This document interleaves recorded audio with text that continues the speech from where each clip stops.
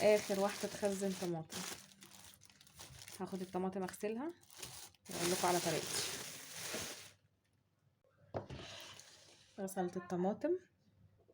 كل اللي انا هعمله هقسم الطماطم كده نصين واحطها في الحله. هنا قطعت الطماطم كلها، هحطها بقى على النار.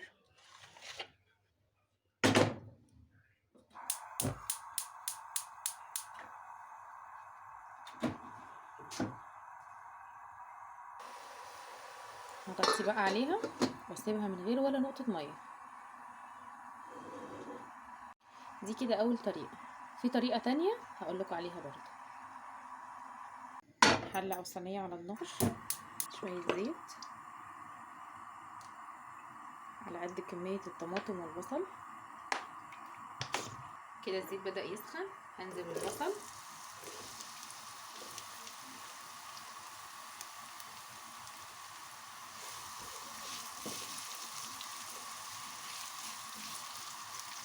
وكمية الطماطم التانية هضربها في الخلاط وهحطها على البصل لما يبدأ ان هو يتحمر وياخد لون بسيط. الطريقة دي انا بعملها للمكرونة او للمحشي، انما الصلصة الاولانية دي انا بعملها لو انا مثلا حبيت اعمل فتة، حبيت اعمل مثلا كشري، صلصة الكشري، حبيت اعمل حمص الشام بطلع منها كيس وبحطه على حمص الشام على طول، لان هي ما فيهاش اي زيت ولا اي حاجة، فبتنفع على طول. شكشوكة بقى اي حاجة. هستنى لما البصل يتحمر شويه وبعد كده هنزل عليه بالطماطم المعصوره في الخلاط من غير ما تتصفى ومن غير اي حاجه. مش عايزه البصل ياخد لون اكتر من كده. كده حلو قوي. اول ما يدبل كده وياخد اللون الذهبي البسيط ده هنزل عليه بعصير الطماطم. طماطم عاديه مضروبه في الخلاط عادي من غير اي اضافات ومن غير ما تتصفى زي ما هي.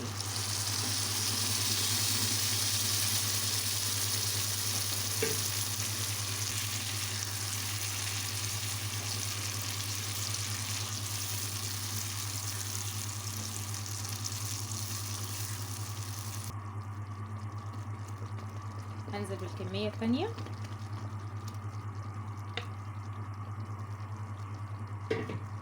هقلب وهسيبها لحد ما تتسبك.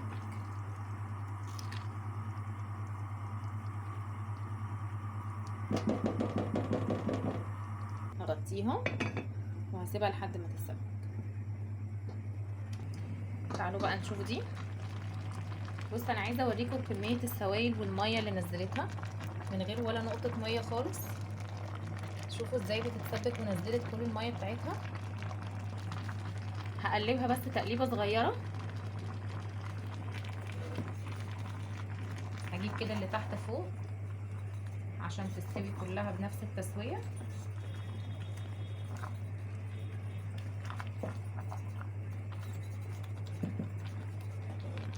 وهقفل عليها تاني. هنا كمان الطماطم بدأت ان هي تتسبك. هقلبها برضو.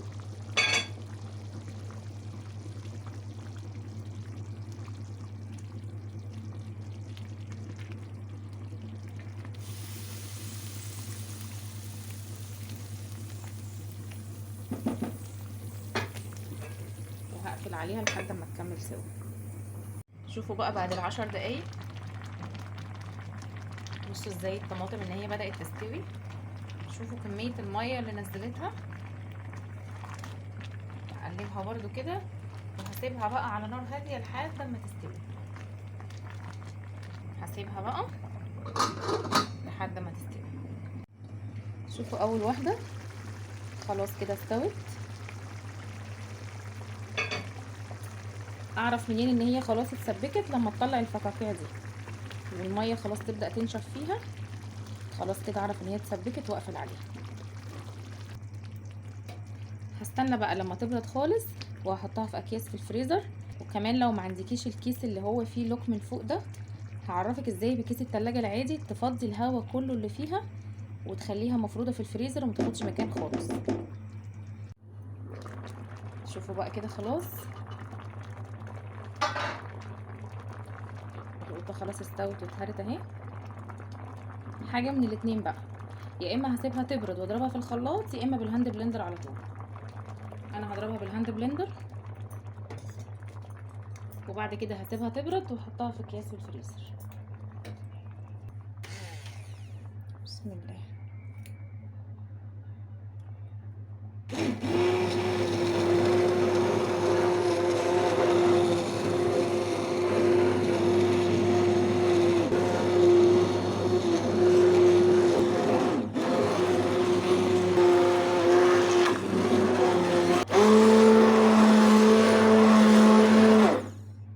خلاص كده بقى معاكي احلى بيوري طماطم.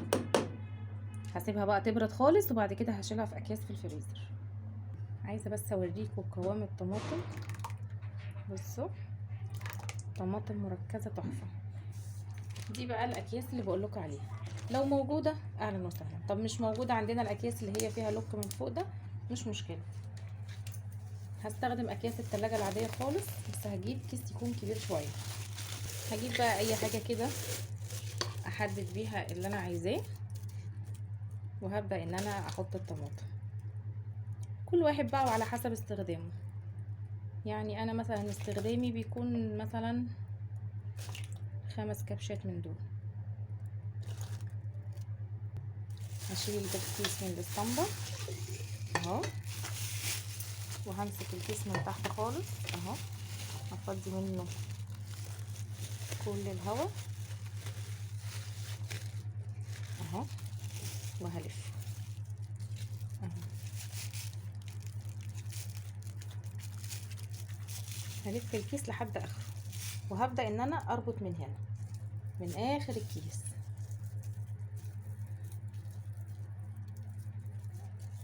بالطريقة دي، وهفك اللي انا عملته. بفرق بس الصلصة اللي بالبصل عن الصلصة العادية، ان انا بكتب عليها بس كده ايه بالبصل، عشان وانا بطلع ابقى عارفة انا بطلع ايه. برص الاكياس كده في المنظم ده، ما بتاخدش مكان في الفريزر وبتكون منظمة جدا. يا رب طريقتي تكون عجبتكم، لو عجبتكم ما تنسونيش في اللايك والشير والسبسكرايب.